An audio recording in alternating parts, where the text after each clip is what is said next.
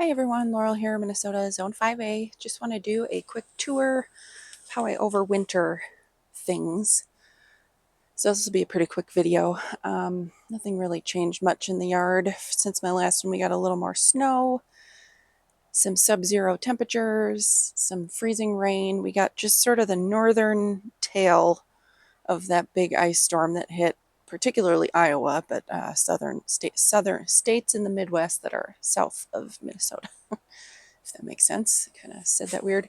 Anyway, today it's like in the mid 30s, so kind of melty, slushy. Thankfully, there's not really much ice. It's just kind of slush at this point.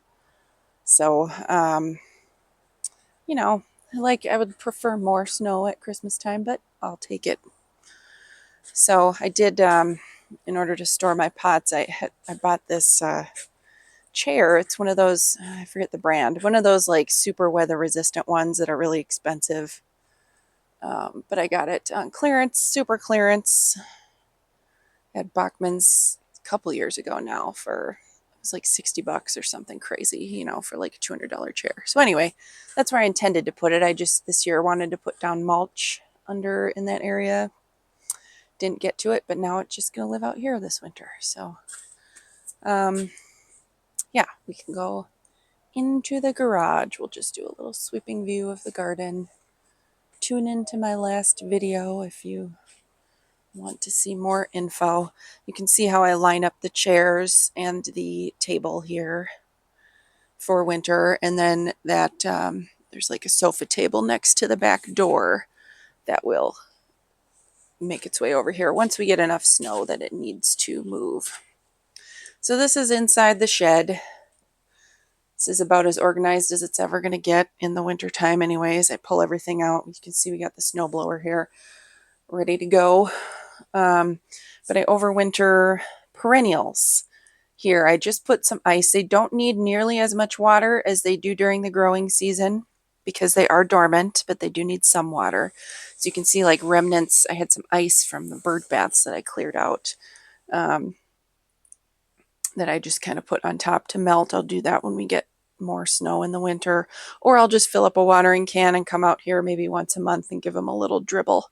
So we've got some heuchera, a fern, a hosta, some creeping jenny, and then these three are phlox from a plant that I dug up. So we'll see, to transplant, we'll see if they overwinter. And then this is a heucherella that I have in the backyard that some chunks got, when I was trimming it, some chunks pulled up, so I potted them, and they've been growing slowly. And then this was clearance. What is this one again? It's Aureola Hakanacloa grass. So this is where things live. You can see a bunch of the pots down here too. The oregano survives the winter. Oh yeah, we've got this spirea here that I bought on clearance in the fall. Double play candy corn. It's not always hardy out in the garden, but it is hard. I've had this plant for a number of years. It's come back. Sometimes, every now and then, the dichondra survives, so I just left it and wrapped it to insulate itself. Lavender is not hardy, won't survive here, but it just smells so good, so I didn't want to do anything with it. You can see I have hydrangea blooms there. I should probably put those in a vase and bring them inside. This is where all my soil gets stored. I kind of have a lot more this year. Well, and I have these big boxes from last year when I bought a mattress that will hopefully in the spring go out and create. I'll top them with mulch and create a new garden bed. So anyways, that is the shed. Storage. Kind of showed you the garage already. Oh yeah, I have this bag of garbage that needs to go. Okay, we're gonna just scooch on by. I do have some mulch that I bought late in the season. This was potting soil. I always get a bunch of it on super clearance. Like this was all 50 or 75% off. So like this big bag was like $6.50 of Pro Mix. It's a steal. I like the Proven Winners potting soil too. That the 1.5 cubic foot is the biggest bag it comes in though, but I can usually get it for $10, which is pretty good for a premium soil, and that's a really nice one. So anyway, this stuff just lives in here all winter next to the cars. We had these shelves put in by our neighbor who's a contractor a few years ago now. And so all my medium pots, these are all empty of soil. These all get put on the shelves for storage. It is my nightmare that these shelves would suddenly tumble down in the on top of my car, but I don't think that's likely. And then I should have turned on the light, but you get the idea. All my bigger pots go in here. Some of these I can lift on my own, full of soil. You know, this is unlike the huge like concrete or the super heavy, super thick clay pots. So these all just stay in here all winter. I leave the soil in, and then I'll rough it up and add amendments to it, top it off with fresh soil in the spring when I start planting. Right now they're all like, you couldn't disconnect. These pots are frozen together from this soil, but they do just fine in here. I haven't had one crack yet. It doesn't, I think the coldest I've ever seen it in the garage is maybe in the teens, even when it's frigid cold outside. So, yep, and my concrete pieces get stored in here as well. While I would like to enjoy them in the garden, I don't want them to crack because all of this stuff is an investment. Even though I got all of it on sale, I almost never pay full price for any of this. So, okay, so we'll pause here and I'll just head inside and show you the shelves on which they're new this year, where I am overwintering annuals for the first time. All right, here we are in the basement. This is the new shelving unit that I got. It is 3 feet wide from Amazon. Same with this cover. This is separate. I bought separate. They have a bunch like it, different brands. This one has a clear front and then a gray back. And it has 3 zippers. So you've got this one that zips. Oh, no, it's stuck. Okay, come on. I zipped it up too tall, maybe. I need 2 hands to do this. Okay, I'm lifting you up to the window. Have fun. There we go. So there's a zipper from the top. There's also a zipper from the bottom that zips up. So this can be flapped open like that. If it weren't for the cats, I wouldn't bother with the cover, but they will get into everything. I liked this one that it zipped down from the top too, so that I could access the top shelves without unzipping it all the way from the bottom, and I could leave it open for airflow, but still the cats can't get in there. So, and then it also has zippers down the side. So like you can zip it up that side. It has a zipper, so it does close all the way at the top too. So like you can close that zipper, zip it up, and then roll the plastic up, which I did while I was assembling or putting things in there. And it has these straps to sort of hold it in place. So pretty versatile. And these are like wire shelves. Like I said, I got them from Amazon, similar to the Home Depot ones, but for Black Friday, they were half the price. And I don't really need anything quite as heavy duty as the Home Depot ones. I don't think so, even though they're nice. But it's like any shelving unit this style, where it's like the segmented legs and you have the little clips and you slide the shelf down. So you can customize it. You know, the shelf can go up and down about 1 inch at a time. So I have Rex begonias that I'm overwintering. A couple of them I bought on clearance in this fall, late season. A few of them I had and were growing outside over the summer. I also saved 2 geraniums. We've got that one down there. There's one back in here. And then pretty much all of these were clearance plants that I bought at the end of the season for the purpose of overwintering. Unfortunately, normally I put my plants on the porch as sort of a transition period when it starts getting too cold for them outside. This time, because of the cats, I had to put them on in the shed. And then we got like this super unseasonably cold temperatures here in early December. I was hoping they'd be okay in the shed, but they did get some damage. So like these meizu they're sprouting and they're growing. I think they'll be fine, but they're looking a little sparse. Vinca did fine. Rosemary did fine. That's the other thing that got frost damage. I have some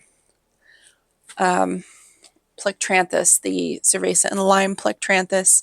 And then there's a superbena back there. I think they'll all be okay. But, you know, it's kind of an experiment. They were like $2 or less a piece. Some of them were under $1.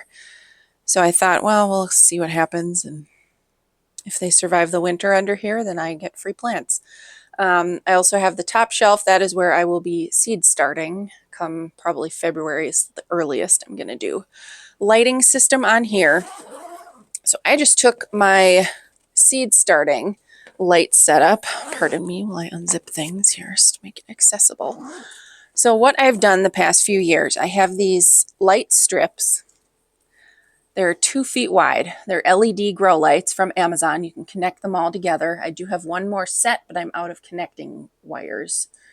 But these are only 2 feet. The shelves are 3 feet. So I'm watching for a sale on a similar set that would be 3 feet wide. What I had done is these things are actually shoe racks from IKEA. These are the legs that fold down, and then I have the top tied to this shelf. So the top of the shoe rack is tied to the shelf. The lights are tied to the shoe rack. I've been using these shoe racks.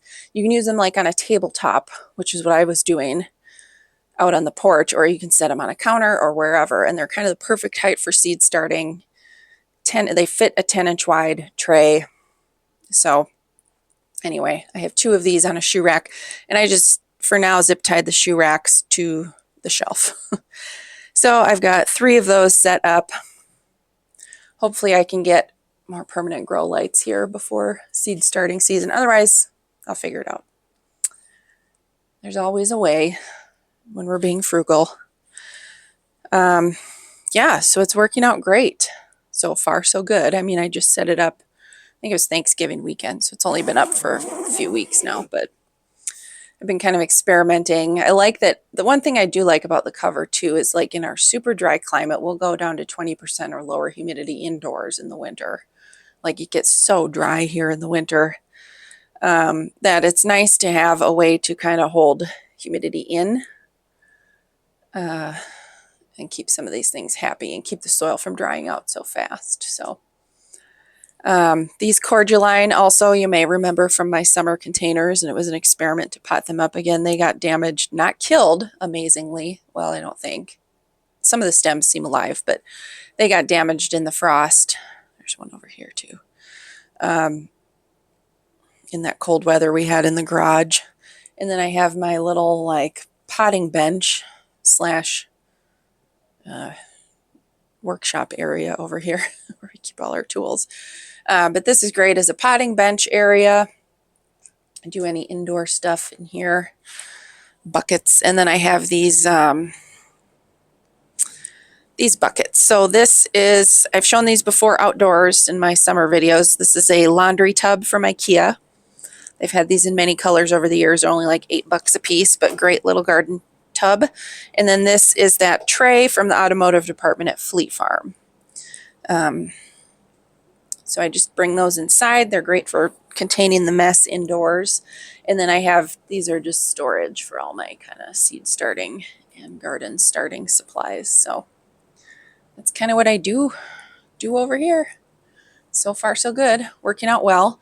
I also, the basement, you know, it's your typical, you saw the windows there. It stays, I mean, we keep our house cool in the winter, but it stays probably about 60 degrees, maybe fluctuating up and down slightly all winter long. So I have my begonias. These are caladium tubers actually in those paper bags up there. Although I think they may have gotten too damaged by the cold. But, you know, we'll see what happens in the spring. Dahlia tubers, any rhizomes or roots that you save in bare root form or overwinter that way. Elephant ears, canna rhizomes. Those are all down here in cardboard boxes. I showed those in a previous video as well. Just take a cardboard box and fold in the 4 flaps, and that's how they store. So they are just in stacks here in the basement. Don't worry about the water damage, by the way. That is old and has been corrected long ago, many years ago. So, in case you were wondering or concerned, we no longer get water in the basement. Well, we never did, but I don't know, previous owners. Anyway, side note. Oh, and then this is the light timer that I use. Also got it off of Amazon a number of years ago. I've been using it for seed starting. There are tons of versions of these, but you can program each individual timer separately to come on any days of the week you can program them so that they all stay on. There's one that is always on all the time. You can program them on a schedule, which I have. Each one can be different, which is really nice. And it even has a mode, like if you're away from home and you want lights to kind of turn on and off at night to make it look like somebody's home, there is a mode for that as well. Or it's called random mode too, where it just will, whatever you plug into it will kind of randomly turn off and on. So anyway, they're not real expensive on Amazon. So that's what everything's plugged into. So that is my system. We're giving it a try. This is the first year I've done this on shelves. Normally, I wouldn't have quite this much, but it would also be in front of windows. And I'm hoping it actually does better on here because it actually gets, these grow lights will give it much more UV light than they get through our north and east facing windows, so, or west facing rather. And I gave away my south window to the cats so that they can bask in the sun and watch the birds outside. I do have some little, not too many fungus gnats, but I might have to get some of those sticky traps. So anyway, that is all. Thank you so much for watching. Have a great day. Please subscribe. Okay, I forgot to mention the shelves. Well, I said they're from Amazon. They're Amazon Basics, and the cover is some other brand separate from Amazon, but designed to fit. There were multiples.